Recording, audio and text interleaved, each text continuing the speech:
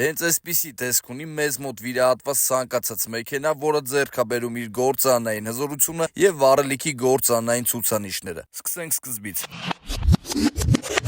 Մեր հաճախորդի մեքենան է, որը ունի հզորության կորուստ եւ վառելիքի գերծախս։ Նման պարագայում իհարկե բոլորը դիմում են մեզ, որպեսզի հասկացնենք շարժի ռասկակսով կա։ Իսկ ում առաջի անգամ է հանդիպում մեր տեսալովակը, ներկայացնեմ, որ շարժի ռասկակսով կան, իրանից ներկայացնում է ցիլինդրների, այսինքն այրման խցիկների մաքրման աշխատանք, որի մեջ մտնում են պորշիններ, կոլցաներ, կլապաններ։ Ցիլինդրներից դուրս է գալի այսպիսի կեղտոտ զանգված, ինչն է խանգարում է ձեր մեքենայի շարժին, որպեսզի աշխատի առավելագույն հզորությամբ եւ մինիմալ վառելիքի ծախսով։ Իսկ որոշ դեպքերում անգամ դառնում է յուղ վառելու պատճառ։ Վիրահատությունից հետո գործ ենք գցում շարժը, ինչն էլ որ այրում եւ դուրս է անում կեղտոտ զանգված է մնացած ամբողջ խցիկները։ Չմոռանաք հետեւել էջին եւ գրեք մեկնաբանություններում ձեր մեքենայի մոդելը, տարեթիվը եւ շարժի ծավալը գնային առաջարկը ստանալու համար։